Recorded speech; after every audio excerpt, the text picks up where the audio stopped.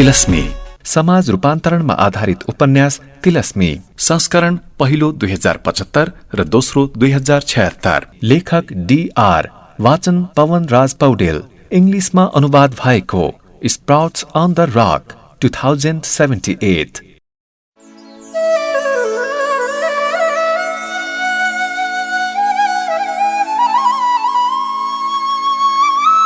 पहेँलो घाम पश्चिमको पहाडमाथि पुगेको थियो। डाँडामाथिको धर्के बादलहरूलाई घामले आफ्नो लाली पोखेर सुन्तला जस्तो बनाइदिएको थियो। नजिकै थियो हरियो चौर, केटाकेटीहरूको क्रीडा स्थल, रोमाञ्चक परिवेश। सधैँ झैं खेल्ने चौरमा सबै केटाहरूको जमघट भयो। त्यत्तिकैमा परबाट टेके जोडले कराउँदै आयो, होइन ती दुईजना त हिजोदेखि मित भाछन् रे त। ऊ नजिकै आइपुग्यो। अर्कोले सोध्यो, कसरी कसरी? टेकेले तान्दै लगेर भन्यो, हिजो यिनीहरूको निधार ठोकिएको थियो कि, यसरी निधार ठोकियो भने मित हुन्छ रे। हिजै त सुनेको मैले, अनि मित भएर के हुन्छ त? अर्कोले सोध्यो। सबैले धनराज र विराजलाई जिस्क्याउँदै खुब रमाइलो गरे। वास्तवमा मितको अर्थ नै नबुझी हाँसेर रमाएका थिए ती मौलाउँदै गरेका बिरुवाहरू। त्यो दिन खेलेनन्। अलिक पर अरू दुईजना केटाहरूले हामी पनि मित हौं भन्दै जबरजस्ती टाउको ठोकेको देखेर सबैले हाँस्दै खिल्ली उडाए। रहरले टाउको ठोक्दैमा हुने हो र मित? साला हो, यो सब भगवानले पो मिलाउँछ त। ब्रह्मदेवले सबैलाई तितर बितर पार्यो। रमाइलो गर्दै सबैजना आफ्नो घरतिर लागे। धनराज र विराजलाई सबैभन्दा आज मनमा कस्तो कस्तो लाग्नु स्वाभाविकै थियो, किनकि आज साथीहरूले साह्रै जिस्क्याए, रमाए अनि हँसाए। जति नै हँसाए पनि बेलुकी आफ्नो घरमा पुगेपछिको वातावरण धेरै फरक हुन्थ्यो। सम्पन्नता र विपन्नताको फाँटहरू आआफ्नै थिए। दैनिकी यसै गरी चलिरहेकै थियो। स्कुल जाने आउने क्रम पनि समयसँगै दौडिरहेकै थियो। विराजको स्कुलमा प्राय जसो सबै खेलहरू खेल्न पाइन्थ्यो समय अनुसार। एक दिन कक्षा कोठामा विवेक, कुमार र विराज पढाइको बारेमा डिस्कस गरिराखेका थिए। भास्कर आएर बिचैमा अपशब्द बोल्दै डिस्टर्ब गर्न थाल्यो। तीनैजना चुप लागेपछि आफै बाहिरियो। पढाइमा कमजोर भास्करलाई बोर्डिङमा भर्ना गरी राखिएको थियो। ऊ खाली उडन्ते कुरा गर्थ्यो। केही छिनमै कक्षा सुरु भयो। भास्कर पछिल्लो सिटमा थियो, अलिअलि हल्ला गर्दै। त्यतिकैमा सरले सबैको होमवर्क चेक गर्न थाले। भास्करले धेरैचोटि झुक्क्याएकोमा ओम सर अति रिसाउनु भयो। अझ भास्करले सरको व्यवस्था गरी खै के भन्दै गनगन गर्न थाल्यो। सबैको अगाडि बोलाएर नराम्रोसँग पिटे सरले। भास्करको ठूलो बेइज्जती भयो। त्यो कक्षाको पिरियड नै खलबलिन पुग्यो। भास्करले पिटाई खाएको देखेर साह्रै चित्त दुखायो विराजले पनि, र सरको अमानवीय व्यवहार देखेर कता कता मनमा घोचिरहे उसलाई। अनि विराज, प्रयास र विवेक भएर भास्करलाई खुब सम्झाए। भास्करको आँखा रातो भएको थियो, तर भास्कर उल्टै तीनजनामाथि जाइ लाग्यो र पनि कसरी कसरी सुझायो विराजले। अनि अलिक मत्थर भयो भास्कर। त्यसपछिका दिनहरूमा बेला बेलामा भास्करलाई पढाइमा सहयोग गर्दै लग्यो विराजले। दिन प्रतिदिन भास्करको स्वभावमा परिवर्तन आउँदै गयो। विराजले साथ दिने राख्यो। भास्करको पढाइमा सुधार हुँदै गयो। केही महिनापछि ओम सर पनि अत्यन्तै खुसी हुनुभयो। विराजको खुब प्रशंसा भयो स्कुलमा। विराज अचेल घरबाट बाहिर खेल्न त्यति धेरै निस्किन छाडेको थियो। बिरामी हजुरबालाई त्यही नाति विराज चाहिने अनि परीक्षा पनि नजिकिँदै। उता विराजलाई नभेट्दा छटपटिन्थे केटाहरू। एक दिन त विराजको गेटमै टोलका केटाहरू जम्मा भए, तर विराजलाई बोलाउने आँट कसैले गर्न सकेन। धेरै बेर गेट र बाटोमा हल्ला गर्दै बसे। केटाहरू चल्दै जिस्किराखेका थिए। धनराजले पनि कता कता अप्ठ्यारो मान्दै सोच्यो, आफ्नै लगौटिया साथीलाई किन मैले बोलाउन नसकेको होला? बोलाउँदा त हुने हो क्यारे, तर यत्रो घरको अगाडि नाम काढेर कसरी बोलाऊ? टेकेले भन्यो, ए धनराज, मित भनेर करान एकचोटि, कतै सुन्छ कि म बोलाम? हुँदैन, भो अब जाम, विराज आउँदैन जस्तो छ। घरको छतमा झुमी कपडा उठाउँदै थिए। गेटमा र बाटोमा केटाहरू हल्ला गर्दै चलिराखेको देखी झुमीले तल झरेर सबैको अगाडि भने, होइन आज पालेदाई नभएको बेलामा हाम्रो गेट बाहिर को केटाहरू हल्ला गर्दै घुमिराखेका छन्? उसले यति मात्र के भनेकी थिए, विराजले झट्ट कुरा बुझिहाल्यो र म हेरेर आउँछु भन्दै दौडियो। गेट बाहिर राले, टेके, सन्ते, बर्मादेव, धनराज र चन्द्रे लगायतका केटाहरू रहेछन्। अनि गेटमै अलिक असहज भएर होला सबै केटाहरूसँग अलिक पर पुगेर आफ्नो कुरा साट्न थाले। विराजले हजुरबा बिरामी भएको र परीक्षा पनि नजिक आएकोले अझै केही दिन बाहिर नआउने जानकारी दिइयो। धनराज भने निकै बेरसम्म नबोली सबैको कुरा सुनिराख्यो। हुन त धनराजको परीक्षा पनि नजिकिँदै थियो। विराजले फेरि सबैलाई सम्झाउँदै भन्यो, अब सुन साथी हो, हेर अब परीक्षाको तयारी गर्नुपर्छ। जसको परीक्षा छ अब केही हप्ता कम्मर कसेर पढौँ हैन, परीक्षा सकेपछि फेरि देखा जाएगा। धनराजले लुरे पाराले भन्यो, आफू त स्कुलमा पढेको भरमा दिने हो जाँच, घरमा त कसरी पढ्ने, कुन बेला बाउ मातेर आउनेहरू के गर्ला भन्ने लागिराख्छ, गाह्रो छ मलाई त, खै के गर्नु। विराजले धनराजको पारिवारिक समस्या बुझेको थियो। उसले भन्यो, हेर धनराज, पढ्ने मान्छेलाई केहीले पनि छेक्दैन, बरु त पढ्छु मात्र भन्न, समय मिलाएर तेरै कोठामा आउँला, बरु मलाई घरमा पढेर बोर हुँदा तेरैमा पढौँला, नजानेको सिकाउँला, सिकुला, हुँदैन? धनराजले भन्यो, अब बेलुका त कुन बेला बाउ आइपुग्ने हो थाहै हुँदैन, साँझ 4-5 बजीतिर पढे मात्रै, नत्र त उपाय छैन। विराजले धनराजको उदासीनतालाई उजिल्याउने कोसिस गर्दै भन्यो, ल सुन, भोलिदेखि 1 घण्टा तेरो लागे, रुटिन बन्यो है त। अब नाइ नास्तिको कुरा हुन्न नि, फेरि तेरो पसलको काम सकेर ठिक्क परेर बस भोलिदेखि त्यहाँ। धनराजले खुलेर हुन्छ भन्न त सकेन, तर आँखाले हुन्छ भन्ने संकेत दियो अनि उनीहरू छुट्टिए। धनराज भने सडकको पेटी पेटी सोच्दै हिँड्न थाल्यो, त्यो साले विराज मेरोमा आउँदा पसलमा कोठामा अझ ओछ्यानमै लडीबुडी गर्छ, तर म चाहिँ त्यसको घरभित्र त के गेटमा पुग्दै सास हराउला जस्तो गर्छ। हैन, के भिन्नता छ त्यसमा र ममा? आज आमालाई सोध्नु पर्यो। हुँदैन, यस्तो कुरामा आमाले उल्टै झपार्छन्, सोध्दिन। ऊ मनमा यसरी कुरा खेलाउँदै घुम्ती पसलमा पुग्यो। विराज भने गेटभित्र पसेपछि घरतिर नगई फराकिलो बगैँचातिर लाग्यो। त्यहाँ बस्ने, घुम्ने, पिङ खेल्ने र आनन्द लिने साधनहरू ठाउँ ठाउँमा जडान गरिएका थिए। विराज होचो तर झ्याप्प परेको धुपीको फेदमुनि कुर्सीमा बस्यो र सोचमग्न भयो। मसँग सबै थोक त छ, टोलका साथीहरू मलाई घरैमा भेट्न आएका रहेछन्, कति बेरदेखि मलाई कुरिराखेका, म यहीँ भित्रै थिएँ भने बोलाउँदा पनि त हुन्थ्यो, तर आज गेटबाटै फर्काउनु पर्यो। कस्तो नमज्जा भयो। साथीहरूले के सोचे होलान्, मैले घरभित्र त के कम्पाउन्डभित्र पनि ल्याउन सकिनँ, मलाई केले छेक्यो खै। मैले चाहिँ धनराजकोमा सब थोक गर्न पाउने हैन, हामीमा के चाहिँ फरक छ त? कसलाई सोधौँ? हजुरबा पनि बिरामी होइसिन्छ। होस्, कसैलाई पनि सोध्दिन। झुमी दिदी गेटतिर आइरहेको देखेर विराज जुरुक्क उठेर सामान्य हुँदै घरतिर लाग्यो।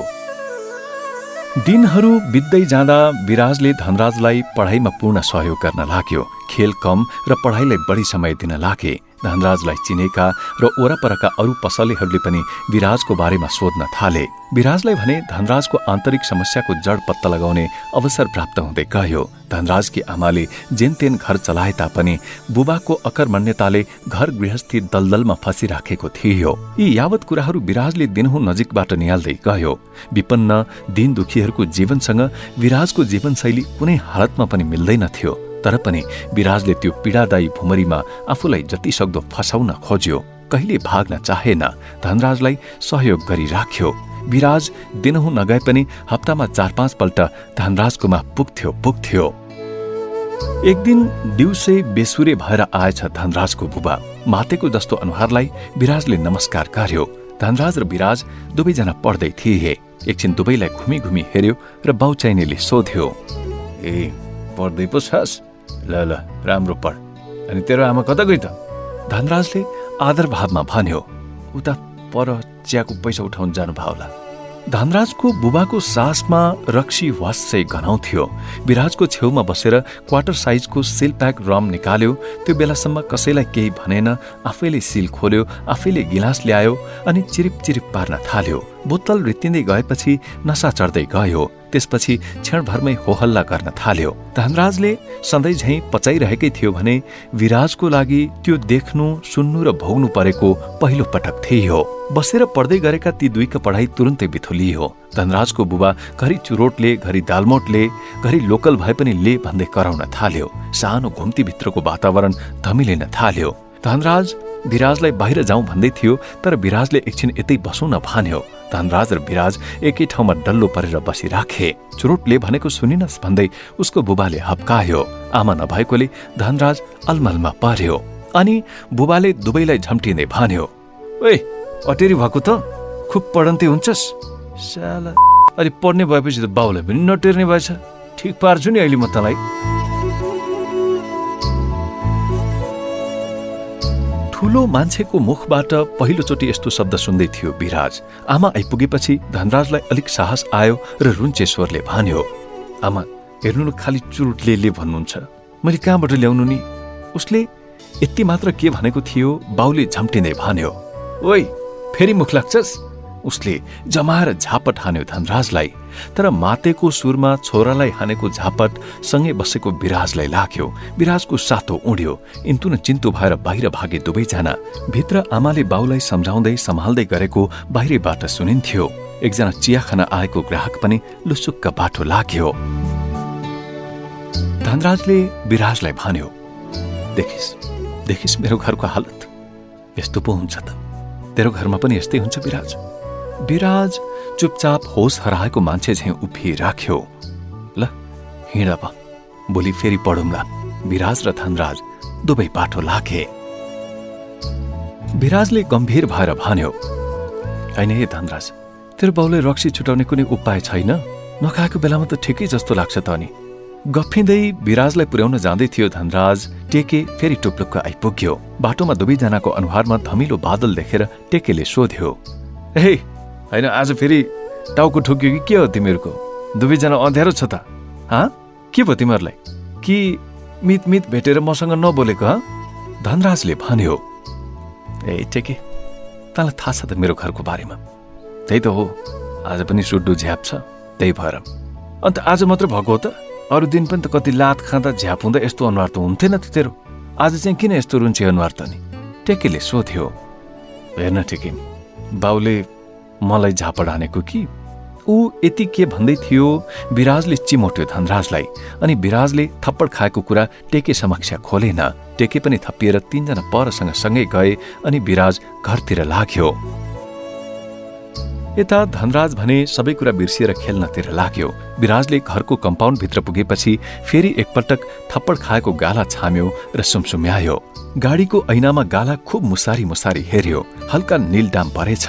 अनि सरासर गएर पढ्न बस्यो, तर खासै पढ्न पनि मन लागेन। सोच्यो धनराजलाई एकछिन घरैमा पढ्न बोलाउँ कि मम्मीलाई सोधौं कि नसोधौं हुँदै टिभीको सिरियलमा मस्त मम्मीलाई लाडेपनमा कुरा राख्यो। मामु, एक्जाम पनि नजिक आइरहेको छ। मेरो यो टोलको मिल्ने साथी पढ्नमा अलिक कमजोर पनि छ। दिनको 1 घण्टा पढ्नलाई घरमा बोलाऊ मामु। कतिमा पढ्छ त्यो घुम्तीवालाको छोरा? त्यो टोलको जो पाइदै साथीले ल्याउनु न बेटु, बरु सँगै पढ्ने स्कुलको साथीहरूलाई बोलाऊ। टोलको त तिम्रो खेल्ने साथीहरू मात्रै हो नि।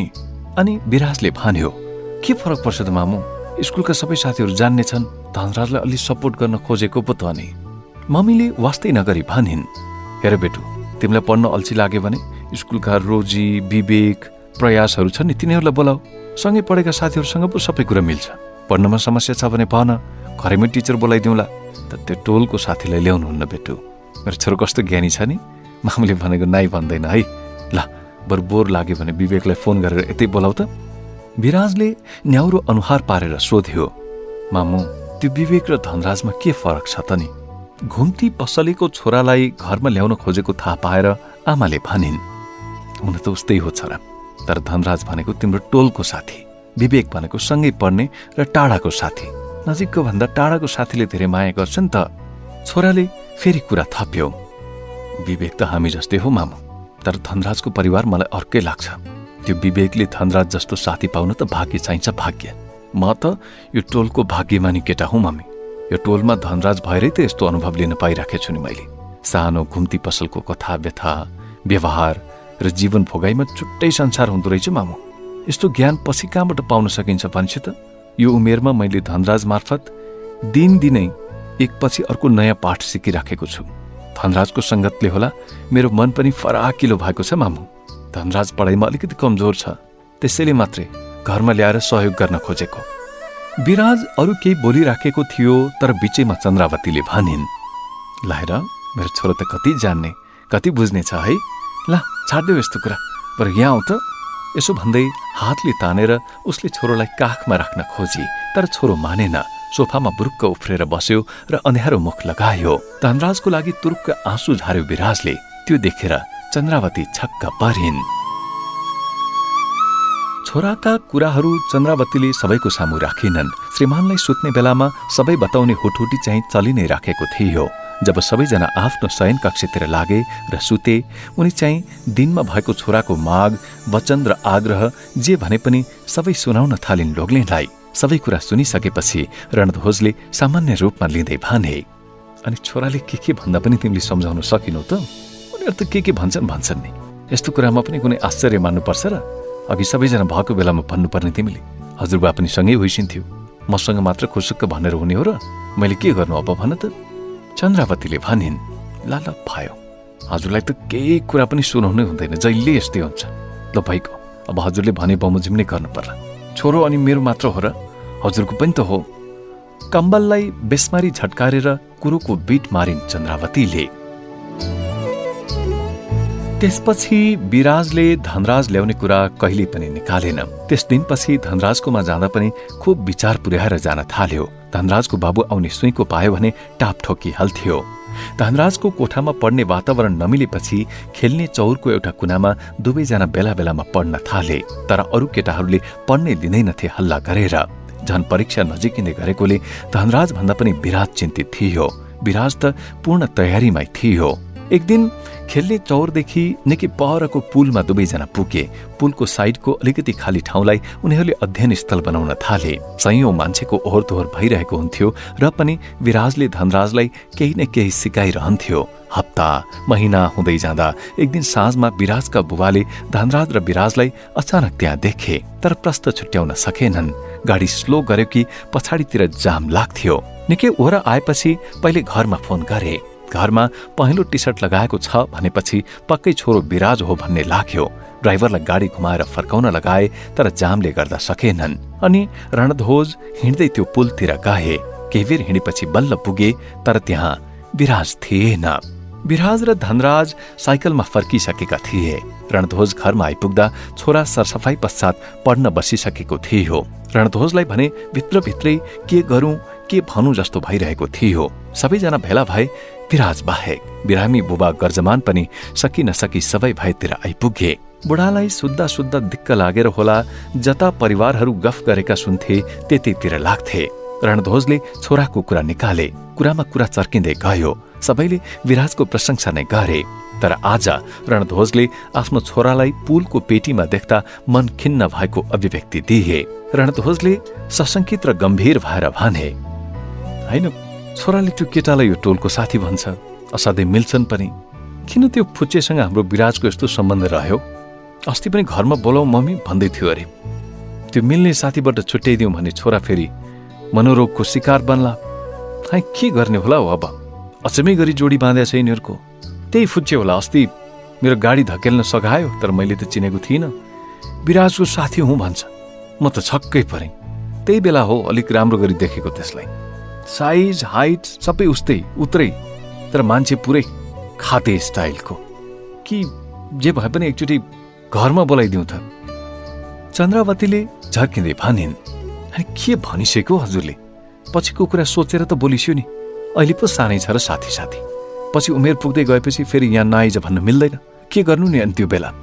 यतिकैमा बाहिर बगैँचामा काम गर्ने साइला दाई ढोका बाहिर आएको संकेत भयो। झुमीले भने, को साइला दाई? आउनुहोस् आउनुहोस् आउनुहोस्। साइला दाई शिर झुकाएर ढोका बाहिर बसे। कुराहरू सकिएकै थिएनन्।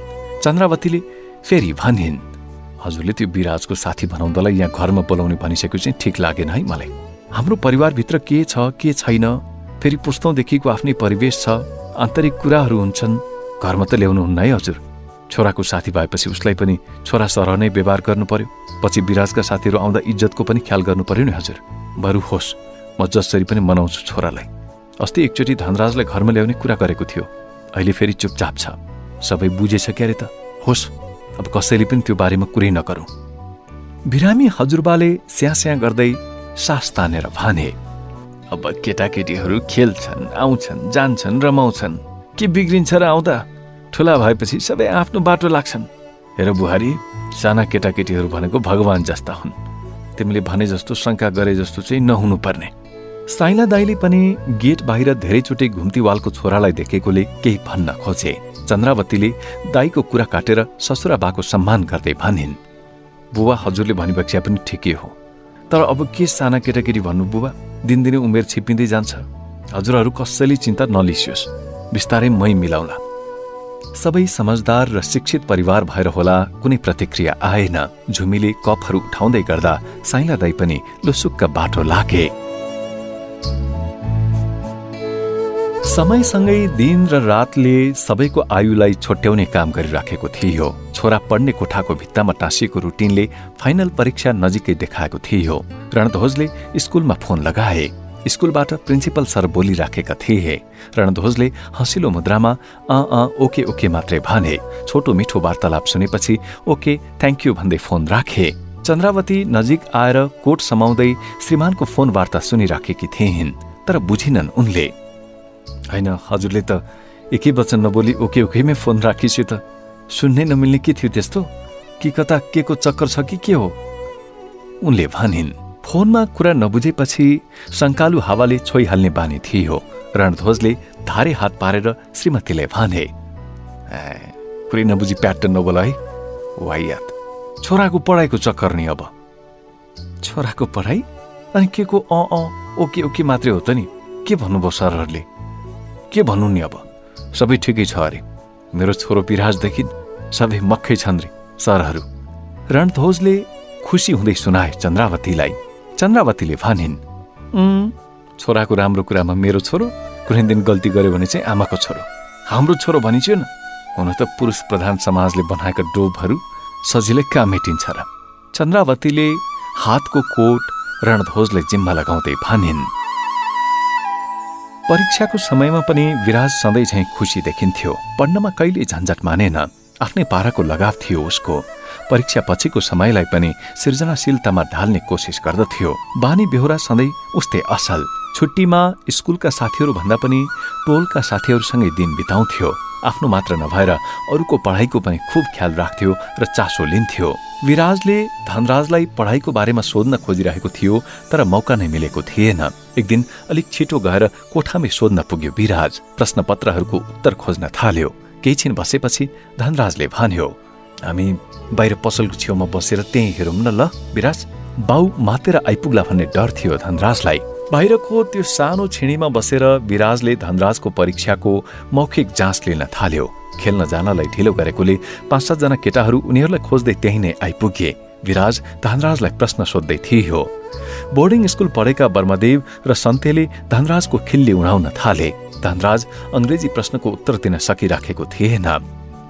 तिमीहरू बाटो नहुँदै एकछिन चुप लाग न एकछिन, विराजले बर्मदेवलाई सम्झायो। सबै विषयको मौखिक परीक्षा लिँदा धनराजले मुस्किलले पास चाहिँ गर्ला कि भन्ने लाग्यो विराजलाई। एकपछि अर्को गर्दै केटाहरू त्यहीँ थप्पिँदै गए। बाटोमा हिँड्ने मान्छेहरू पनि झगडा पो गर्दैछन् कि जस्तो ठानेर अडिँदै हेर्दै हिँड्न थाले। त्यस स्वतन्त्र बाल क्लबका केटाहरूले साह्रै ठूलो हल्ला गरेकोले धनराजकी आमा नजिकै आइन् र भनिन्, बुढाहरू हो, के को हल्ला? ल खेल्न जाऊ तिमीहरू, नत्र आफ्नो घरतिर लाग। उनले यसो भन्दा पनि झन हल्ला गरे केटाहरूले। धनराजकी आमाले उपाय सोचिन् र भनिन्, ल हेर त उता, म धनराजको बाउ आउन लाए। उनले यसो मात्रै के भनेकी थिइन्, सबभन्दा पहिले विराज उफ्रेर भाग्यो अनि सबै विराजको पछि पछि दौडिए। आखिर धनराजको बाउ आएकै थिएन। विराजले पहिले नै थप्पड चाखिसकेको थियो। बिचकेको मृग जस्तै दौडेको देखेर पेट मिची मिची हाँस्न थाले सबैजना। त्यो उमेर नै हाँस्ने उमेर थियो। अनि अर्को टोलसँग बाजीमा फुटबल खेल्ने पहिलेको योजनालाई उनीहरूले अघि बढाउन थाले। अन्ततः रिजल्ट आयो। विराज पहिलो, विवेक दोस्रो र रोजी तेस्रो भए, तर नम्बर थोरैले फरक देखिन्थ्यो। भास्करले पनि कम अङ्क ल्याएर भए पनि पास चाहिँ गरेछ। भास्करले पास गर्नुमा विराजको हात छ भन्दै ओम सरले विराजलाई धाप मारेका थिए। सरहरू आपसमा कुरा गर्दै थिए। ओम सरले भन्नुभयो, तिमीलाई थाहा छ, त्यो भास्करलाई स्कुलबाटै निष्कासन गर्नुपर्ने भइसकेका थियो, तर त्यसको भाग्य भने कि विराजको हातमा रहेछ। उसका बाबुआमाले पनि पास गरेकोमा दङ्ग पर्दै फोन गरेका थिए। सरहरूलाई मुरी मुरी धन्यवाद दिँदै थिए। मैले त सिधै भनिदिएँ, त्यो धन्यवाद हामीलाई होइन विराजलाई दिनुहोस्। मेरो कुरा नबुझी हुन्छ हुन्छ पो भन्छन् त फेरि। विराज पनि सरै हो भन्ठाने कि क्या हो उनीहरूले? भास्करलाई ओम सरले भित्रबाट बोलाउनु भयो। पहिले पहिले 3 पल्ट बोलाउँदा पनि सुन्दैनथ्यो, तर आज बोलाउने बित्तिकै आयो, नत्र साह्रै अटेर गर्थ्यो। ल भास्कर, तिमी पनि पास भएछौ, बधाई छ तिमीलाई, राम्रोसँग पढ। तिम्रो मम्मीले फोन गर्नुभएको थियो मलाई, छोरोले राम्रो गरेछ भनेर धन्यवाद भन्दै हुनुहुन्थ्यो। जाऊ अब विराजलाई भेट अनि मम्मीलाई पनि विराजको बारेमा सबै कुरा बताइदेऊ।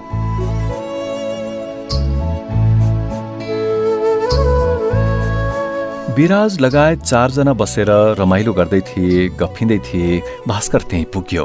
विराजले यहाँ बस भनेर सिट छोडिदियो। बस्नै नपाई 4 जनाले एकैचोटि भास्करलाई बोकेर बधाई दिए। पहिले भास्करको संगत गरेका 2 जना साथीहरू बिग्रिसकेका थिए, तर भास्कर नै विराजको टिममा उठबस गर्न थालेपछि ती दुवै केटाहरू आफै नरम बन्दै गए। धनराज अपरझट काम परेर केही दिन अघि गाउँ गएको थियो। टेके पनि धनराजको नजिकको साथी भएकोले खेल्ने ठाउँमा विराजले उसलाई सोध्यो, ए टेके, हाम्रो धनराज किन गाउँ गएको? तेरो र धनराजको रिजल्ट भयो नि होइन र? टेकेलाई रिजल्टको मतलबै थिएन, त्यसैले टेकेले गैर जिम्मेवार जवाफ दियो, यो रिजल्ट सिजल्ट थाहा छैन मलाई हेर, जेसुकै होस्। विराजले हातले धकेल्दै सोध्यो, ओइ सुन्न, धनराजले जाने बेलामा के पनि भनेन तँलाई? टेकेले झर्को मान्दै भन्यो, भनेन के भनेन, किन चाहे तँलाई भन् त? विराजले भन्न भन्दै फकाएपछि टेकेले भन्यो, उता जाने दिनमा धनराजकी आमा र त्यो काका भन्नेको कुरा सुनेको थिएँ मैले। धनराजकी आमालाई यहाँ घर खर्च चलाउन एकदम साह्रो भयो कि, त्यसैले ऋण चाहियो भन्दै थियो। त्यो काका भन्नेले लैनो भैँसी र हलगोरु बेचेर पैसा दिउँला भनेको चाहिँ सुने, अनि धनराजलाई पनि लिएर गयो। काका चाहिँ भन्दै थियो छोरा दुर्गे पनि यतै कलेज पढ्न मरिहत्ते गर्दैछ, त्यसैको साथमा धनराज र रुपियाँ पठाइदिउँला भन्दै थियो। विराजले सबै कुरा थाहा पायो र पनि केही बोलेन। उसको मनमा सागरका अनेकन छालहरू उठे, यद्यपि ऊ निरुत्तर शान्त थियो।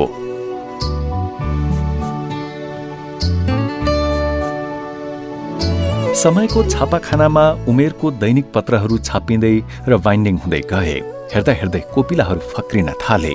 केही दिनपछि फेरि विराजले टेकेलाई सोध्यो, टेके तेरो रिजल्ट हेरिस् त?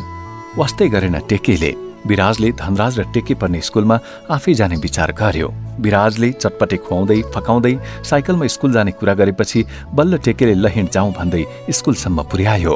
छुट्टीले स्कुल सुनसान भए पनि अफिसभित्र गाईगुई मान्छे बोलेको सुनिन्थ्यो। विराजले चारैतिर आँखा डुलायो। आफू पढ्ने स्कुल र त्यो स्कुलमा धेरै अन्तर देख्यो। अफिस कोठाबाट एकजना मान्छे निस्केर सोध्यो, ए केटा हो, के खोज्या तिमीहरूले? छुट्टी भन्ने थाहा छैन? घर जाऊ। ऊ फेरि भित्र पस्यो। विराजले पछाडि हेर्दा त टेके भागेर पर गेटमा पुगिसकेको रहेछ। फेरि विराजले जबरजस्ती तानेर ल्यायो अनि अफिसको नजिक पुगेर दुवैजना एकछिन उभिराखे। भित्रबाट निस्केर सरले झपार्दै भने, ए जाऊ भनेको सुनेन तिमीहरूले? विराजले विनीत स्वरमा नमस्कार सर भन्यो। सरले ठूलो आँखा पारे अनि अलिक नरम भएर भने, के खोज्या तिमीहरूले? के चाहियो यो छुट्टीको बेलामा? अनि विराजले भन्यो, सर धनराज र यो टेक बहादुरको रिजल्ट हेर्नु थियो सर, त्यही भएर आएको। सर फेरि कड्किन थाले। अनि अस्ति रिजल्टको दिनमा चाहिँ कहाँ गएको थियो तिमीहरू? यहाँ पर भित्तामा टाँस्दैछ, गएर त्यहीँ हेर्ने, हल्ला गर्ने होइन नि, फेरि मिटिङ चल्दैछ भित्र। यति भनेर सर भित्र पसिहाले। अनि भित्तामा नाम हेर्न थाले विराज र टेके। धनराजको नाम भेटियो तर टेक बहादुरको भेटिएन। धनराजको नाम भेटेर विराज खुसी भयो। दुवैजना फर्केर आए। हर्ष वा विस्मात केही पनि थिएन टेकेमा। बाटोमा विराजले भन्यो, अनि अब के गर्छस् त टेके? त फेल भइस् जस्तो लाग्यो त? टेकेले भन्यो, यो हेडमास्टर छ नि स्कुलको, मेरो बाउले यसको घर बनाउँदैछ। मेरो बाउ हेडमिस्त्री हो नि त, हेडमिस्त्री र हेडसरको भेट त होला नि। तर म त पहिलेको कक्षामा त पढ्दैन। साइकलमा सरर फर्के दुवैजना। धनराजको घुम्ती पसल अगाडि साइकल भुइँमै लडायो विराजले। धनराजकी आमालाई रिजल्ट सुनाउन आतुर थियो विराज। यता टेके भने धनराज नभएको बेलामा विराजको संगतले अलिअलि साइकल चलाउन सिक्दै थियो। भुइँमा लडेको साइकल उठाएर टेकेले जानी नजानी पाइडल मार्यो। गिलास पखाल्न राखेको बाल्टीमा साइकल चढाइहाल्यो। 1-2वटा गिलास फुटाएर हुरी जसरी बतासियो टेके। विराजले धनराज पास भएको कुरा सुनाइ मात्र सकेको थियो, टेकेले बिथोली दियो। नोक्सान भएपछि धनराजकी आमा जोडले फतफताउन थालिन्। विराज पनि साइकल टिपेर बिस्तारै बाटो लाग्यो। त्यसको झण्डै 1.5 महिनापछि गाउँबाट धनराज र दुर्गे पनि आइपुगे। दुर्गेलाई लट्टेको छोरोले लिएर आयो। विराजको स्कुलमा कक्षा 9 को पढाइ सुरु भइसकेको थियो। केही दिन पश्चात धनराज र विराजको भेट पनि भयो। गाउँबाट दुब्लाएर आएको थियो धनराज। धनराजको चिया पसलमा एउटा लामो बेन्च र चना पकाउने मझौले कराई पनि थपियो। विराजले रिजल्टको बारेमा टेकेसँग स्कुल गएको देखि सबै कुराहरू भन्न छुटाएन। धनराजले पनि गाउँ जाँदा गाडीबाट ओर्लेर एक दिन हिँडेको थियो अनि खुट्टाको कुर्कुच्चा फुटेको थियो, त्यो पनि देखायो। स्कुलमा धमाधम पढाइ भइराखेको थियो। केही दिन ढिला गरेर धनराज स्कुल जान थाल्यो। धनराज भन्दा झन् ढिलो टेके पनि जान थाल्यो। भन्छुनमा मिलाएछ क्यारे टेकेको बाबुले। एक दिन धनराजको घुम्ती पसल अगाडि केही गफगाफ हुँदै थियो। त्यत्तिकैमा धनराजको गोजीबाट एउटा कागज भुइँमा खस्यो। विराजले टपक्क टिप्यो। धनराज जुठो गिलास धुनमा व्यस्त थियो। विराजले मनमा नै त्यो चिठी पढ्यो। गाउँबाट काका पर्नेले पठाएको रहेछ। पत्रमा लेखिएको थियो, बुहारी, मैले 50,000 रुपियाँ पठाइदिएको छु। गाउँघरमा काम गर्ने लाठीहरू कोही पनि छैनन्, सबै विदेशतिर गएका छन्। लैनो भैँसी र हलगोरु सस्तैमा बेचे। अरू थपथाप गरेर 50,000 चाहिँ छोरा दुर्गेको हातमा पठाएको छु। मेरो छोरो पनि त्यतै बसेर पढ्ने अरे। मेन बजारको समावेशी गल्लीमा बस्ने भन्थ्यो। हाम्रो गाउँको लट्टेको छोरो पनि त्यहीँ बस्दो रहेछ। मिलेर बस्ने भनेर हिँडेको छ, आइपुग्यो होला। अनि त्यो पैसाको ब्याज चाहिँ मेरो छोरा दुर्गेलाई महिनामा 1500 ट्याक्क पारेर दिनु। मैले त नपढ भनेको, मानेन छोरोले। पढेपछि खर्च त चाहियो। त्यसैले दुःख नमानी त्यति सहयोग गर है बुहारी। खै धनराजको बाबु हितमानलाई भनौँ भने कुनै कुरै मिल्दैन। म काठमाडौँ आएको बेलामा सबै थाहा पाएँ। त्यो हिते मत्थुको के कुरा गर्नु र? मैले त तिम्रै भरोसामा दिएको हुँ, पछि फरक नपरोस् ल।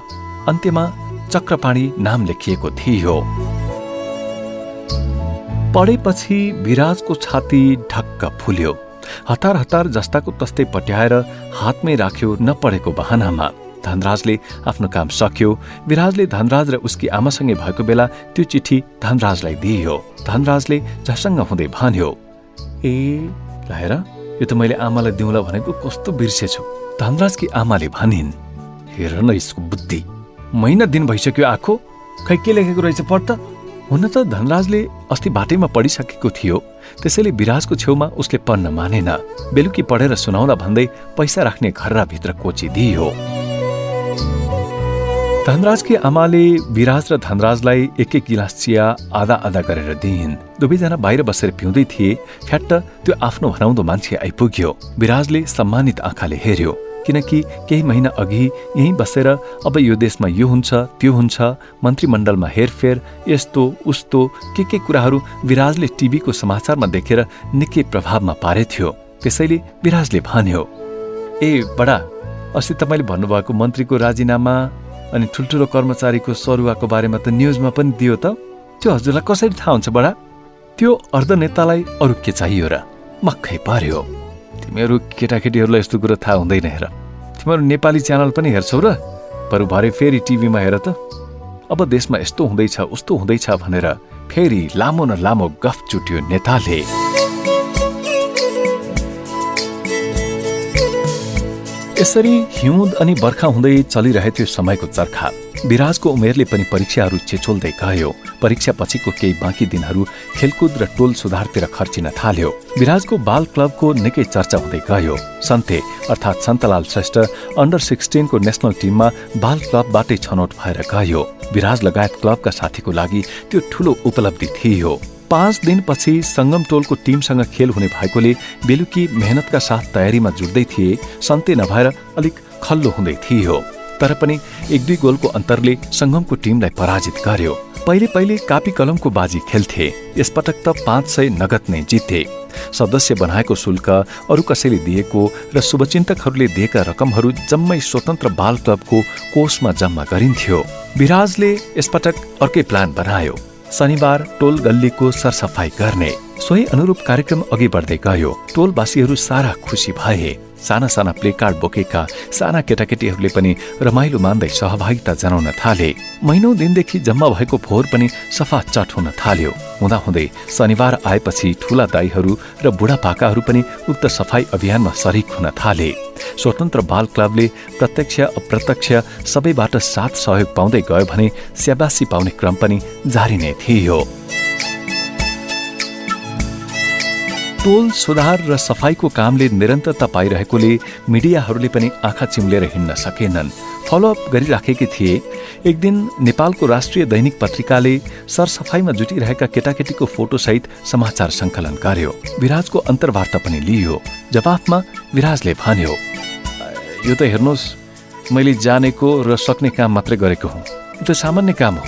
समाज र राष्ट्रको लागि केही होस् र मेरो जस्तै अरू टोलमा पनि साथीहरूले यसरी नै सरसफाई अभियान चलाउन्। अन्त्यमा उसले भन्यो, हेर्नुहोस्, यो टोलमा बच्चाहरू खेल्ने ठाउँ छैन। अहिले यहाँ बाल उद्यान केन्द्र बनाउनको लागि मिडिया मार्फत सरोकारवालाहरूको ध्यान जाओस्। यो सुनेर प्रश्नकर्ता 3 छक परेको थियो। भोलिपल्ट विराजको राष्ट्रिय दैनिक पत्रिकामा फोटोसहित अन्तर्वार्ता छापियो। स्कुलमा पनि विराजको चर्चाले ठूलो ठाउँ ओगट्यो। फोटोसहितको अन्तर्वार्ता स्कुलको सूचना पाटीमा झुन्डियो। धनराजले पनि कालो टेप लगाएर आकर्षक बनाएर घुम्ती पसलको भित्तामा टाँस्यो। विराजले घर बाहिर निस्केर खेल्ने मात्र होइन, अरू सामाजिक काम र सकारात्मक बाटोमा हिँडेको र हिँडाउने काम पनि गरिरहेको छ भन्ने प्रमाणले उसका ड्याडी मम्मीलाई ऐनामा हेरे सरह छर्लङ्ग भयो। त्यो अन्तर्वार्ताले हजुरबुवाको हृदय छोयो। निकै बेर हेरेपछि पत्रिकामा छापिएको नातिको फोटोलाई धेरै पटक स्पर्श गरे। वृद्ध अवस्थाले छुँदै गरेका हजुरबाले त्यही पत्रिकामा खुसीको आँसु टप्प झारे। विराजले सानो उमेरमा ठूलो काम गरेको देखेर उनी दङतास परे। समय आफै हुत्तिरहेको थियो। कक्षा 9 को रिजल्ट पनि भयो। दोस्रो स्थान प्राप्त गरेकी रोजीलाई पछि पार्दै प्रथम स्थानमा विराज उभियो। उता टोलको साथी धनराज पनि पास भयो। बेलुकी स्वतन्त्र बाल क्लबका केटाहरू खेल्न निस्केका थिए। तर विराजले भन्यो, साथी हो, आज चाहिँ हामी नखेलौँ। हेर, बरु हाम्रो पढाइ र रिजल्टको बारेमा केही समीक्षा गरौँ। यस कुराले सबैलाई गोलबद्ध गरिराख्यो। सबैले आफ्नो कुरा राखे। परमदेव पनि प्रथम भएको रहेछ। यही टोलका बोर्डिङमा पढ्नेहरू प्राय सबै पास भएछन्। टेकेलाई केही थाहा थिएन, तर धनराजले पासै भयो टेके पनि भनेर भन्यो। त्यसपछि 10 कक्षाको पढाइ धमाधम हुँदै थियो। विराजको स्कुलमा टप लेभलका 4 जना माझ स्वस्थ प्रतिस्पर्धा त छँदै थियो। धनराजसँगको अनुभवले होला स्कुलमा पनि विराज आफ्नो कक्षाका कमजोर साथीहरूलाई फुर्सदमा केही न केही सिकाउने गरिरहन्थ्यो। त्यस्तो कुरामा झन्झट कहिले मानेन विराजले। बदमाशीको लाइनतिर लाग्दै गरेका भास्कर र तिनका साथीहरू अहिले पढाइको लाइनमा थिए। बुबा आमा र गुरुहरूबाट तह लगाउन नसकेकालाई कुनै असल साथीले सजिलै सही बाटोमा ल्याउन सक्दो रहेछ भन्ने एउटा ज्वलन्त उदाहरण थियो यो। यता विराजकै कारण विपन्न परिवारको धनराजको पढाइ पनि प्रगति उन्मुख थियो। धनराजको पारिवारिक अवस्था देखेर विराज धेरैचोटि दुखी भएको थियो। भित्र कतै काँडा बिजेको जस्तो भइरहन्थ्यो विराजलाई पनि। दिन दुखीहरूको भान्सा, रहन सहन र अभावको पीडालाई अत्यन्त नजिकबाट मज्जाले पढ्न पाएको थियो विराजले। त्यसैले आफू सम्पन्न हुँदाहुँदै पनि उसको हृदयमा गरिबीको सानो संसारले ठाउँ जमायो। सुख र आनन्दको भोग गरिरहे पनि दुःखको पराकाष्ठामा डुब्न सक्ने भएको थियो विराज। त्यसैले विराजले हृदयबाटै एउटा संकल्प गरेको थियो धनराजलाई सकेसम्म पढाउने। एसई परीक्षाको हल्ला चल्न थाल्यो। अधिकांश अभिभावकहरू आफ्नो सन्तानको चिन्तामा रुमलिन थाले। फलामे गेट बेकारमा कसले राखेको थियो नामकुन्नी, सोच्न बाध्य बनाउँथ्यो सबैलाई। एक दिन विराजले सबै साथीहरूलाई खेल्ने चौरमा भेला गरेर अब एसई परीक्षाको तयारीमा केन्द्रित हुन निर्देशन गर्यो। चन्द्रले हल्का तरिकाले भन्यो, एसई त्यस्तो जाप जाँच, बरु तिमीहरूले सुन्यौ, नेपाल र भारतको खेलमा हाम्रो सन्तेले 1 गोल गरेछ त। अनि हेर्दा हेर्दै त्यो साले सन्ते पनि हाइलाइटमा आए यार। यो सुनेर सबैजना खुसी भए। विराजले भन्यो, हेर, त्यो त हाम्रो स्वतन्त्र बाल क्लबले गरेको मेहनतको फल हो। हामी सबैको जित हो। हाम्रो क्लबको सानो राहुल छ नि, त्यो पनि एकदम राम्रो खेल्छ यार। त्यसको पनि फुटबलमा भविष्य देख्छु म त। सबैको आफ्नो तालको गफमा पढाइ र खेल मिसियो। अन्त्यमा परीक्षामा राम्रो लेख्ने भन्दै उनीहरू त्यहाँबाट छुट्टिए। विराज र धनराज चाहिँ नयाँ साइकलमा अर्कैतिर दौडिए। बाटोमा दुवैजना पढाइको सल्लाह गर्दै रमाउँदै जाँदै थिए। भोलिदेखि अलिक बढी पढाइमा जोड गर्नुपर्छ, त्यसैले आज सहरमा एक राउन्ड लगाउँ भन्दै घरतिर नगएर अर्कैतिर मोडिए। कहिले नपुगेका गल्लीतिर पुगे। बाक्लो मान्छेको चापलाई छिचोल्दै फेरि अर्कै एरियामा पुगे अनि सहरभित्रको कुनै दुर्गन्धित ठाउँलाई छोड्दै गन्धे खोलाको किनारै किनार लागे। कुनै ठाउँको किनारमा अव्यवस्थित थिए मासुका थुप्राहरू, राँगा ठिङ्ग उभिरहेका, कुनै राँगाले आँसु झार्दै गरेका, कुनैको खुट्टा भाँचिएर 3 खुट्टाले उभिएका। साइकलबाट ओर्लेर त्यस्ता दृश्यहरूको माझ साइकल हातले डोर्याउन थाले उनीहरू। धनराजले ठाउँको सम्झना गर्दै भन्यो, अस्ति म गाउँ जाँदा पनि यस्तै थियो यार, भैँसी। ल यो त साँच्चै काकाले बेचेको लैने भैँसी जस्तै छ त यार। ल हेर न, सिङ पनि यस्तै फिजारेको थियो। दुध त यार 1 बाल्टी दिन्थे त्यसले। विराजले हाँस्दै भन्यो, हो र? अनि दुध दिने थुन पनि यस्तै थियो कि? विराजको कुराले दुवैजना खुब हाँसे। त्यो राँगालाई लट्ठीले घोचेर तर्साए जस्तो भयो। अलिक पर बसेर रुमालमा चिउरा र हरियो लाम्चे खुर्सानी मरक मरक चपाइरहेको कालो वर्णको मान्छेले भन्यो, ए बच्चा लोग, फुट यहाँबाट, कि राँगाको डोरी खोल्दु? हाँ, चल भाग। विराज र धनराज त्यो मान्छेलाई आँखा तर्दै साइकल लिएर हुइकिए। त्यहाँबाट घुमेर अर्कै बाटो भएर फर्किए ती दुवैजना। खै कताबाट कता हुँदै कता पुगे साइकलमा थाहै भएन दुवैलाई। एकछिन अलमलमा परे। ठूलो लामो पुलको मुनि पुगेर अडिए। कताबाट घुमेर त्यहाँ आइपुग्दा धनराजलाई त्यो ठाउँ परिचित जस्तो लाग्यो र चारैतिर हेर्न थाल्यो। त्यो पुरानो पुलको मुनि साना साना बालकहरू सलबलाइरहेका थिए। उताबाट अलिक ठूलो हरिमुसले केटो लमरङ लमरङ आयो। विराज र धनराजले निहालेर हेरेको त्यो केटोलाई असह्य भएछ। त्यो केटाको रूप रङ देखेर विराजलाई पनि अनौठो लाग्यो। कपाल पुरै तार जस्तो, कडा न कडा र ठाडो न ठाडो। जिन्सको पेन्ट हो कि छालाको। बेला बेला सिंगान तल ओठसम्म झार्थ्यो, फेरि फुत्त माथि प्वालतिर तान्थ्यो। छाती भुँडीतिर वाङ्गे परेको कपडा, पेन्टको एकातिर खै के झुन्ड्याएको। एउटा हातमा प्लास्टिकको पोका, अर्कामा फलामको रड। त्यो केटा नजिकै आएपछि विराज र धनराज सतर्क भए। त्यो केटाले आँखा तर्दै भन्यो, ए साला के हेर्छस् यहाँ? हाम्रो एरिया हो यो, हाम्रो एरिया। यहाँबाट भाग्छस् कि अरू ग्याङ बोलन? धुलै खाने मन छ तिमीहरूलाई? जा सालाहरू। यसो भन्दै उसले रड उचाल्यो। त्यो पुल मुनि थोत्रे कपडाले बारेको प्वालबाट साना मझौला केटाहरू निस्किए। विराजले नरम भएर भन्यो, होइन, हामी त्यसै घुम्दै आएको, हामी त साथी साथी पो त नि। ल हामीसँग यहाँ यी चक्लेट छ, चाउचाउ छ, आऊ बरु बाँडेर खाऊँ। उसले यति भनेपछि अरू मसिनाहरू सबै जुत्तिए। पुलमुनि थोत्रे कपडा झुन्ड्याएको सानो ठाउँ देखिन्थ्यो। पुलमाथिबाट गाडी गुडेको आवाज र हल्का थर्केको आवाज हुन्थ्यो। टिनको बारको उत्तापट्टिबाट फुसफुसे धुवाँ पुतुत्त आइरहेको थियो। त्यहाँबाट अर्को केटा फुत्त निस्कियो र भन्यो, ए के खोजेर यिनीहरूले? धुलाई खोजेको? बोला त यहाँले त यिनीहरूलाई। चाउचाउ खाइसकेपछि सबैले जाउँ जाउँ त्यहाँ दादाले बोलायो भन्दै बाटो लागे। धनराज र विराजलाई ऐठन परे झैँ भयो। सबै केटाहरू धुस्रे र फुस्रे, गन्धे। तिनीहरूले जहाँ समायो त्यहीँ मैलो लाग्ने।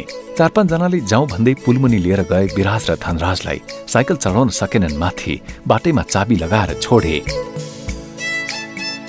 पुल मुनिको छाप्रोमा धनराज र विराज पनि बसे। थोत्रो लुगा, बोरा र कुच्चेको 1-2वटा थाल रहेछन्। तासहरू छरपष्ट। अघि बोलाउनेले भन्यो, म्या सालाहरू, आफै मात्र घिच्छस्? खोइ मलाई पनि ले, चाउचाउ खोइ कहाँ छ? उसले विराजलाई धकेल्यो। विराज अप्ठ्यारोमा पर्यो र खल्तीबाट 50 रुपियाँ झिकेर फुच्चेलाई चाउचाउ किन्न पठायो। त्यो सिंगाने फुच्चे खुसी हुँदै दौडियो। पहिले बाटोमा भेटेको अग्ले र अर्को घिनलाग्दो केटा चाहिँ कुनामा बसेर प्लास्टिकको सानो झोलामा मुख र नाक छोपेर केही सुँग्न लागे। खै त्यो पोलिथिनमा के राखेको थियो कुन्नी? केही बेरमै भुसुक्कै निधाए। त्यो दादा भन्नेले धनराजलाई हेर्दै भन्यो, साला त अस्ति नै कहिले हो राति आएर यहीँ सुतेको होइनस्? साला बिर्सेको जस्तो गर्छस्? मुला गाह्रो पर्दा चाहिँ हामी जस्तोको सहयोग चाहिन्छ। होइन भने होइन भन्। साला बाबुले मातेर आमालाई पिट्यो, मलाई लखेट्यो, भाइ बहिनीलाई पनि गोद्नुसम्म गोद्यो भनेर त्यहीँ पुलमाथि रुँदै हिँडेथिस्। अनि मैले मसँग आइज भनेर एक रात राखेको होइन तँलाई? गुण बिर्सिस? धनराज रुनु न हाँस्नु भयो। अनुहारको रङ उड्यो धनराजको। विराजलाई मनमा चसक्कै भयो। वास्तवमा त्यो केटाले भनेको साँचो थियो। 2-3 महिना अगाडिको कुरा होला। रातको झण्डै 12 बजेको थियो। धनराज पारिवारिक पीडा सहन नसकेर कहिले घर नफर्कने निर्णयमा भागेको थियो त्यो रात। तर फेरि भोलिपल्ट त्यही केटोले सम्झाएको थियो। बाबुआमा भएका पढ्दै गरेकालाई हाम्रो ग्याङमा राख्न मिल्दैन भनेर घर पठाएको थियो धनराजलाई। धनराजले सकी नसकी भन्यो, हो नि, तिमीहरूले नै त मलाई राखेको थियो त्यति बेला। कहाँ बिर्सेको छु त अनि मैले त्यो गुण? छैन, बिर्सेको छैन। साला धनी मान्छेहरूले छिनको छिनमै बिर्सिन्छ कि। शब्दै पछि गाली त कति खाए विराज र धनराजले। भित्र थोत्रे लुगाहरूको गुन्टागुन्टी पनि थियो। भित्ताको प्वालमा जुत्ता टाँस्ने गम र पालिस अनि साना साना सिरिन्ज, सुईका पुराना बट्टाहरू पनि थिए।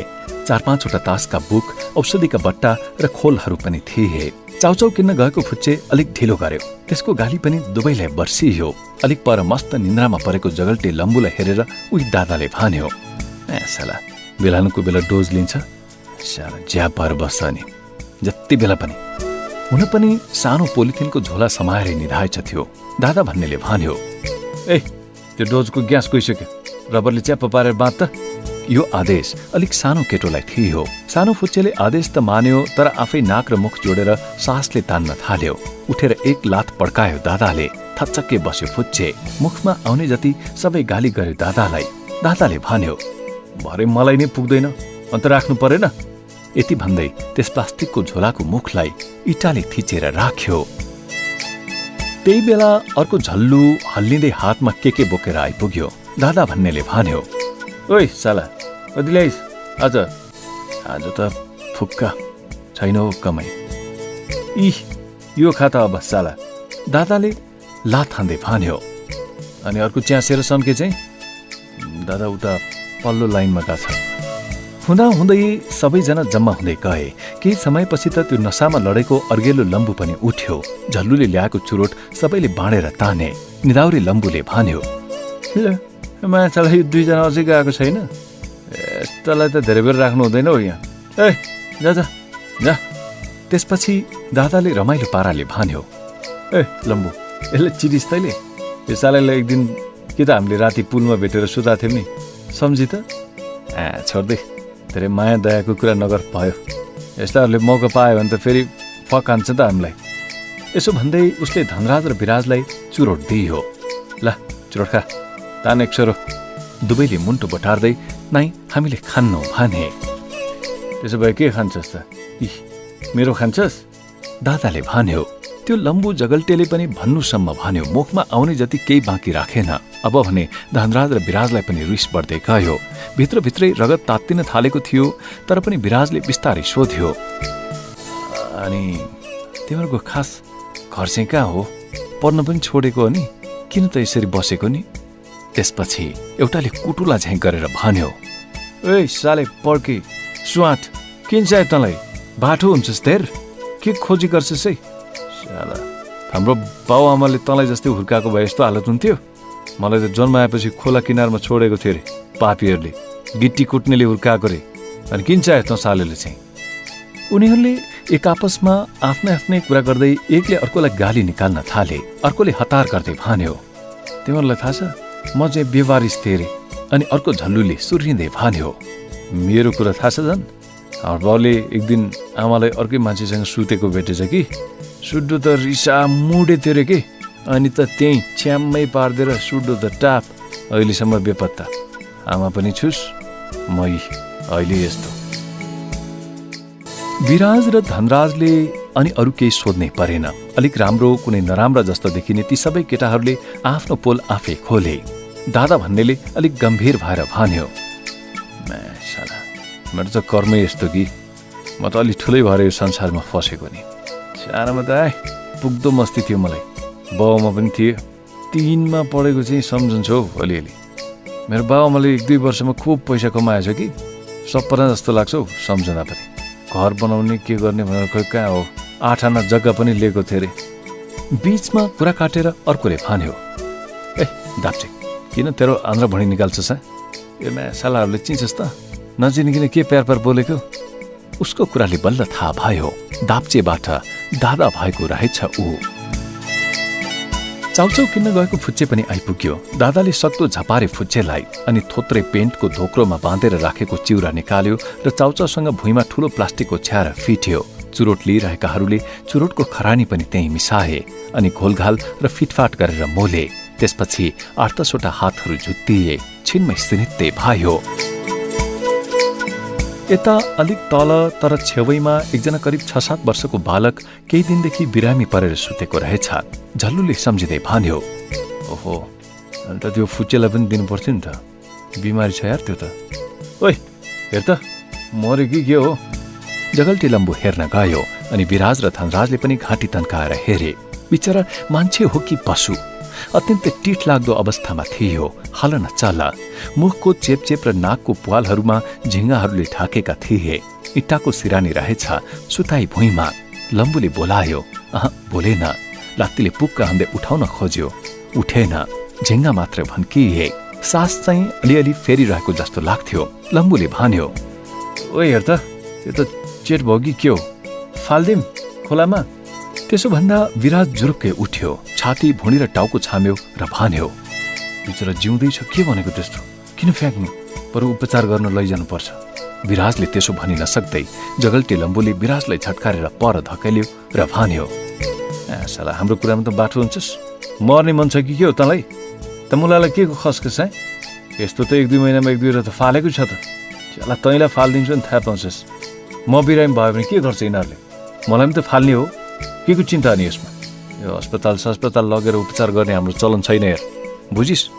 त्यहाँ पुग्यो भने हाम्रो जम्मै पोल खुल्छ, बुझिस् नि? त्यसैले चुपचाप बसेर, नत्र फेरि तेरो पनि यस्तै हालत बनाइदिन्छु नि म। अलिक परबाट दाप्चेले सहजै भन्यो, ए अब साँझ पनि पर्नु लाग्यो, रातो घाम छ, नफाल अहिले, एकदम मध्यरातितिर फालिदिनुपर्छ। सालेलाई अस्ति रक्सीमा गाँजा नफिटी खा भन्दा सुनेन? यस्तै हुन्छ नि। अनि मरोस्, मेरो कुरा नसुन्ने साले हटेर। होइन, म मेरो कहानी भन्दै थिएँ कि केटाहरू अघि, सुन्दैछौ केटा हो? विराज र धनराजलाई देखाउँदै उसले भन्यो, ए साला 2टा तिग्रेलाई पनि सुनाएर पठाउँ है। जगल्टी लिम्बुले भने दुवैलाई धपाउन खोजिरहेको थियो। कालो प्वालभित्र राखेको गाँजाको पोका झिकेर खुब मार्न थाल्यो लम्बुले। दाप्चेले फेरि भन्न थाल्यो, सुन केटा, म चाहिँ होइन, सानोमा चाहिँ एकदम राम्रो थिएँ अरे कि। मासाल सुन है तिमीहरू, होइन भने खान्छस् नि फेरि अहिले। अन्त सानोमा कि म 3 कक्षा पढेपछि 4मा पढ्दै गर्दा यसो कम्पाउन्ड भएको 2 तले घर भाडामा लिएको थियो। त्यो बेला मम्मीले मलाई काखमा राखेर भन्नुभएको थियो, हेर छोरा, अब त 1 वर्षपछि कार किनिन्छ, कार, अनि छोरालाई कारमा राखेर कता कता घुमाउन लान्छु। त्यसो भन्दाखेरि यस्तो खुसी भएको थिएँ नि म। अनि हाम्रो बाबाले पनि अब छिटै आफ्नै घर बनाउनु पर्छ भन्नुभएको थियो कि, जागिर थियो के बाबाको। सुरुमा त मम्मीको केही काम थिएन, कोठामा बसेर दिक्क मान्नुहुन्थ्यो। त्यही पछि त्यो के भन्छ त्यस्तो ढुकुटी हो, त्यही ढुकुटी सिकुटीको काम गर्न थाल्नुभयो होइन। त्यहाँबाट त हाम्रो घरमा कहिले कुनै कुराको कमी भएन। त्यही भएर बाबाले पनि जागिर छोडेर अर्कै ग्रुप बनाएर त्यही ढुकुटीमा खेल्न थाल्नुभयो। कहिलेकाहीँ घरमा टन्नै मान्छे भने खानेकुरा कति बियर, रम, पानी जस्तो हेर। अन्त कहिलेकाहीँ होटलमा पनि जान्थ्यो। बाबाको छुट्टै पार्टी हुन्थ्यो, मम्मीको छुट्टी हुन्थ्यो। होटलमा पनि कम त खर्च हुन्थ्यो त। अन्त मेरो त अर्कै नाम थियो नि त सानोमा, दावा थियो मेरो नाम। अहिले साला रन्डीको बानहरूले दाप्चे भनेर भन्छ। रन्डी भनेको बिपाल्दिन है। अनि अहिले तिमीहरूले त्यो ल्याएको साइकल छ नि, त्योभन्दा राम्रो त मैले 3-4 पढ्दा नै चलाएको। अहिले पो त यस्तो भयो त। हामी ठुलो घरमा सरेको 1 वर्ष भएको थियो। त्यसपछि चाहिँ अलिअलि टेन्सन पनि हुन थालेको थियो। नाच्दै रमाउँदै गीत गाउँदै मस्तीसित चल्दै पनि थियो। पछिबाट भुइँतलाको रमाउने हलमा चर्काचर्की भनाभन हुन थाल्यो। त्यो पनि फेरि आफ्नै मान्छेहरू थिए क्या सबै। पछि त ल बाबा मम्मीकै झगडा पर्न थाल्यो यार। कसले कति भाग छोडेर खाएको कि यस्तो किस्ता सिस्ता भन्थ्यो, म त बुझ्थेन होइन। एक दिन त झगडा पऱ्यो। करोडको कुरा हुने नि त। पहिलो खानेहरू भाग दिएछ कि, कोही इन्डिया, कोही अरू देश, कोही त युरोप गरे युरोप। अनि ढुकुटी खेलाउने मम्मी चाहिँ फन्दामा, बाबाको पनि हालत त्यस्तै। एक दिन स्कुलबाट घर के आइपुगे चाहिँ मान्छेहरू आएर त नाङ्गे झार पारेर मम्मीलाई कुटेको कि। घरमा त टिभी सिभी पनि सब छैन होइन। मम्मी पनि रोको, म पनि रोएँ मम्मीसँगै। त्यसपछि त बिहान राति जतिखेर पनि मान्छेहरू मात्रै आउने, को आउने जति जम्मैले यति गतेसम्म पैसा दिएन भने तेरो ज्यान रहन्न बुझिस् भन्दा हप्काएर जाने। साला समय बित्दै जाँदा त मम्मी त सिनका जस्तो हुनुभयो पिरले। अनि त्यहाँको घर छोडेर अन्तै बस्न थाल्नुभयो। मेरो स्कुलको फिस तिर्न पनि सकेन, म पनि स्कुल जान छोडेँ। बाबा पनि लुकेर हिँड्न थाले। एक दिन त कपाल बाँधे गयो जस्तो गुन्डा जस्तो मान्छेहरू हामी बस्यो। घरमै आइपुगे, कसरी पत्ता लागेको नि। साला मम्मीको अनुहारभरि थुकिराखेँ। त्यो साला डाँकाहरूले कोठामा भएको सामानहरू पनि केही बाँकी राख्दैन। ओभन, फ्रिज, भाँडा कुँडा जम्मै लिएर गयो। कसैबाट सहयोग पाउनु भएन मम्मीले। बाबा राति मात्रै कोठामा आउनुहुन्थ्यो। हुँदा एक दिन म बाहिर खेल्न गएको थिएँ होइन। साँझमा आउँदाखेरि त मम्मी त भुइँतलाको सिलिङको फेनमा झुन्डिराखेको। ढुकुटीमा फसेछ भन्ने त मैले थाहा थियो। म कराएँ, मान्छेहरू आए। ढिलै भयो भने बाबा पनि आइपुग्नु भयो। पुलिसको गाडी आएर उहाँले लग्यो। मम्मी बितेको भएर महिना दिनसम्म त कसैले केही गरेन। त्यसपछि फेरि बाबापट्टिको काण्ड, त्यही ढुकुटीको। बाबा गायब। त्यो छिमेकी घरमा काम गर्ने एकजना दाइले कहिलेकाहीँ बाँकी रहेको खानेकुरा दिन्थ्यो। बाबा कहिलेकाहीँ लुकेर भेट्न आउनुहुन्थ्यो। एक दिन चाहिँ म गेटमा खेलिराखेको होइन, मेरो छेउमा एउटा कालो कार आएर झ्याप्प रोक्यो। मलाई त मुख थुनेर गाडीमा हालेर कहाँ पुर्या के गरेर हो भने बाबाको अघि फोन पत्ता लगाएछन्। अनि त्यहाँ बाबालाई फोन लगाएर मलाई दिए। मैले रुँदै बाबासँग कुरा गरेँ नि। अनि त्यो डाँकाले मेरो हातबाट फोन खोसेर के भन्छ, ल भन् मेरो मान्छेको 1 करोड 20 लाख दिन्छस् कि तेरो छोरोको घाँटी रेट दिउँ। बाबालाई त के भन्थ्यो भाग, कहाँसम्म भाग्दो रहेछस्, तेरो दिन पुग्यो। अब हेर, छोराको माया लाग्छ भने पैसा खोज भन्छ। बाबासँग कुरा गराउँछ मलाई। अनि बाबाले सुन्ने गरी साँच्चै झापड लगाउँथ्यो मलाई। यस्तो रुन्थेँ यार म। अनि त्यो आवाज चाहिँ बाबालाई सुनाइकन बस्थ्यो। फेरि अरू बेलामा चाहिँ नकुट्ने कि। अनि बाबासँग कुरा गर्ने बेलामा चाहिँ सातो जान्थ्यो मेरो। केही न केही गर्न र भन्न लगाइहाल्थ्यो साले डाँकाले। सालालाई अहिले भेट्न पाएँ भने सर्लमै छिनाइदिन्थेँ ढाकु त्यसको। अनि डाँकाले पल्लो कोठामा केटीहरू पनि ल्याउँदो रहेछ। फेरि अरू केटाहरू पनि पालेको घर बाहिर फेरि सुराकी गर्ने। राति के गर्थ्यो खै, कहिलेकाहीँ त पुलिसकै गाडी जस्तो पनि लाग्थ्यो। 15 दिनसम्म एउटै कोठामा बसेको नि त्यसरी। म त पुरा मान्छे एक कोरो लाटो जस्तो भएको। कसरी यहाँबाट भाग्ने भनेर सोच्यो होइन। 10-12 दिनपछि त बाबासँग कुरा पनि बन्द भयो। बिरामी जस्तो भए पनि गर्न थालेँ आफैले पनि, एक्टिङ के। अनि त्यो साला डाँकाको मान्छेले एक दिन त्यो पुच्चालाई एकछिन बाहिर डुल्नु दे नत्र मर्ला कोठामै भने कि। अनि एकजना गार्ड जस्तो मान्छेसँग कम्पाउन्डभित्र घुम्न पाएँ। त्यही बेला चाहिँ म बाटोसाटो यताउता हेरेँ होइन। राति त कोठामा बाहिरबाट चुकुल लगाइदिन्थ्यो। एक रात चाहिँ मैले ओछ्यानमा सिरकलाई मसुते जस्तो बनाएर आफू चाहिँ बाहिरको टोयलेटभित्र बसिराखेँ। राति एउटा डाँगा आएर मेरो कोठातिर हेऱ्यो अनि बाहिरबाट चुकुल लाएर गयो। आज पनि केटीहरू ल्याएछ भन्ने थाहा भइहालेको थियो। राति सुनसान भए पनि ती चोर डाँकाहरू बस्ने कोठामा बत्ती बलिरहेको हुन्थ्यो कि, हल्ला पनि एकदम। त्यही मौकामा बिस्तारै माथि छततिर गएँ। छतको अर्को छेउमा पुगेँ। त्यहाँ त्यो पानीको पाइप हुँदैन, डल्लो पारेर राखेर रहेछ। बिस्तारै तल भुइँसम्म नापेँ। डब्बल गर्दा पनि पुग्ने भयो। अनि छतको रेलिङमा अड्याएर बिस्तारै झरेँ। तल भुइँमा झर्दा त अर्को घरको पछाडिपट्टि निस्केछु। त्यहाँबाट टाप। त्यो रातदेखि कसैसँग भेट भएको छैन। मारे होला साले डाँकाहरूले मेरो बाउलाई पनि। पहिले बसेको घर पनि कहाँ पत्ता लगाउनै सक्दैन। मेरो अङ्कल आन्टी अनि सन्तान जम्मैको पैसा बाबाले फसाइदिएको रे। कसैले पनि खोजेनन् पनि के मलाई। डाँकाहरूले कुन चेपमा पुर्याएर झन्डै मारेको ल। त्यसपछि त्यही हो, 10-15 दिन टेम्पोमा काम पायो। साले खै त्यो बाल अधिकार गर्ने के भन्छ नि, त्यसले गुरुजीहरूलाई फेरि सम्झाइ बुझाइ गरेर ल निकालिदिइरहेको। कामै छोड्नु पऱ्यो नि। यो चुरोट खाना चाहिँ त्यही गुरुजीसँग सिकेको हो कि होइन। अनि काम गर्न खोज्यो, बाल बच्चा भनेर काम गर्न नपाउने। अनि के गर्नु त हामी जस्तो मान्छेले, केही नभएको बेसहाराले। अनि त्यो घुम्दै माग्दै खान थाल्यो। कहिलेकाहीँ त प्याक हुन्थ्यो नि भोकले। एउटा चिया पसलमा भाँडा माझ्छु भनेको होइन, साहुले हुन्छ यस्तै केटा खोजेको भन्यो। तर चिया खाँदै गरेको ब्याग पनि भिरेको मान्छे आएर के भन्छ, ए साउनी पछि अप्ठ्यारोमा पर्नु होला नि, हिजो आज बाल मजदुर राख्न पाउँदैन भन्छ। भनेपछि त्यहाँ पनि काम गर्न पाएन। अनि घुम्ने पाए, खाने नभए भोकै। साह्रै भोक लागेको बेलामा मन थाम्न नसकेर 2 पल्ट त चोरे पनि। डाक्चे आफ्नो कथा सुनाउँदै थियो। त्यहाँ भएका साना ठुला सबैले पालै पालो गरी स्वाई गाँजा ताने। दादा दाप्चेले फेरि गाँजा तान्दै कुरा थप्यो। त्यसपछि यो छैन, यो लम्बु हेर, यसलाई पोलिथिन कागज कवाडी त्यस्तो टिप्दै गरेको भेटेँ कि मैले। साला त्यस दिनदेखि दोस्ती जम्यो हाम्रो।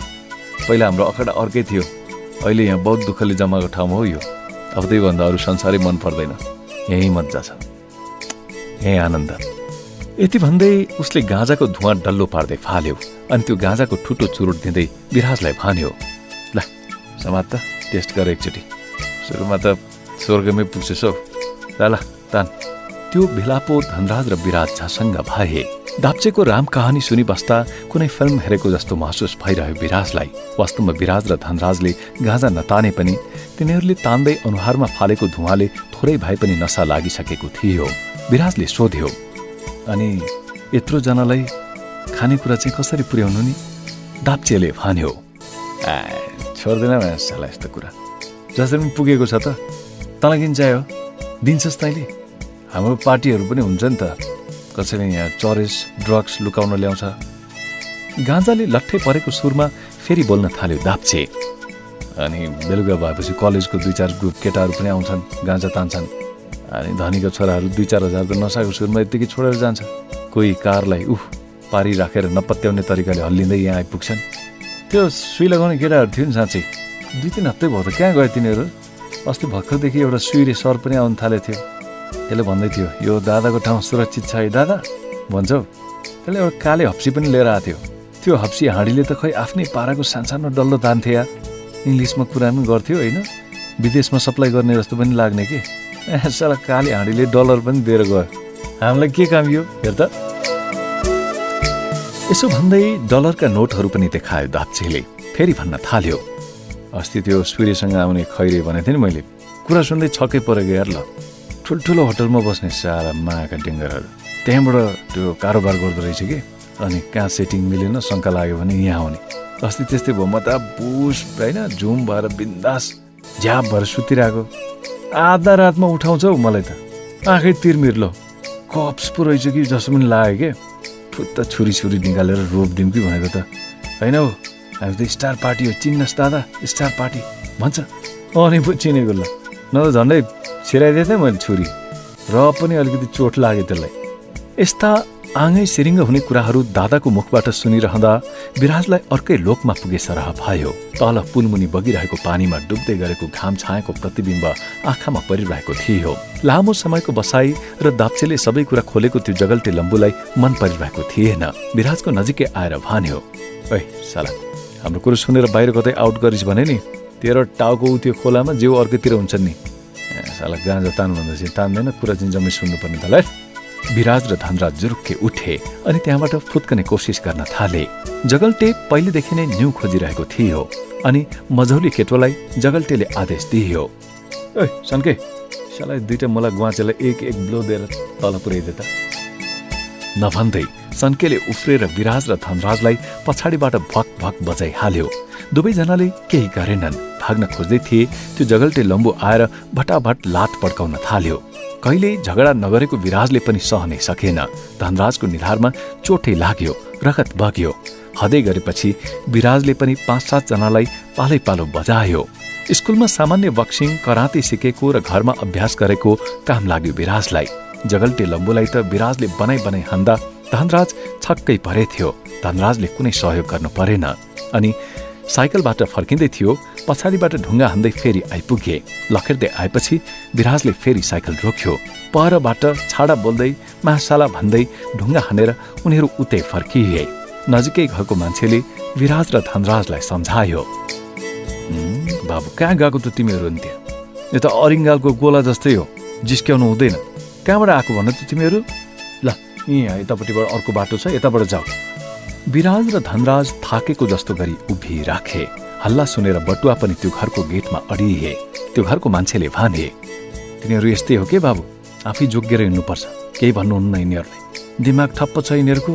पहिलो थाहा छ, एउटालाई साह्रै माया लागेर घरमा ल्याएर राखेँ, कस्तो राम्रो बच्चा थियो, सफा सुग्घर पारेँ, मिठो खानेकुरो दिएँ। क्या हुने रहेछ त, 15 दिन पनि बसेन, भागेर गयो। पछिबाट त नयाँ लुगा जम्मै फालेछ, फेरि पहिलेकै जस्तो चुरोट तान्दै हिँड्दै थियो।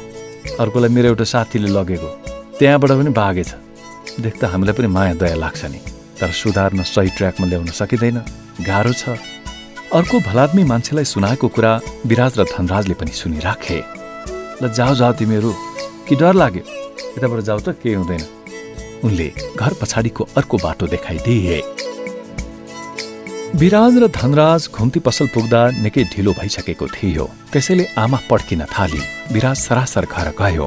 विराजलाई आज रहस्यमय किताबको अध्ययन गरेको र भीषण युद्धमा विजय हासिल गरेको जस्तो लाग्यो। पढ्न बस्यो, सधैँ झैँ ध्यान गएन। सुत्ने बेलामा पनि दिनको गतिविधिले गिज्याइराख्यो र सोच्यो, कतिले थाहा नपाएका अदृश्य विषयहरू कति रहेछन् यो शहरमा। ठुलो भएर सकेँ भने यस्ता असहाय अनाथहरूको लागि केही न केही पक्कै गर्छु। यस्तै संकल्प गर्यो अनि निधायो। उसको शरीर मात्र निधाएन, उसँगै निधायो उसले देखेको एउटा नमिठो समयक्रम, अत्यास लाग्दो कालखण्ड। भोलि पिउजेने उसका आँखाहरूमा नयाँ युगको आभा झल्कनेछ। आँखाको त्यही उज्यालोले छाम्नेछ धमिला बस्तीहरू र संकल्प गर्नेछ परिवर्तनको, समानताको र हार्दिकताको। अहिले तपाईले सुन्नुभयो उपन्यास तिलस्मीको दोस्रो भाग। उपन्यास तिलस्मीको तेस्रो भाग सुन्न नछुटाउनुहोला।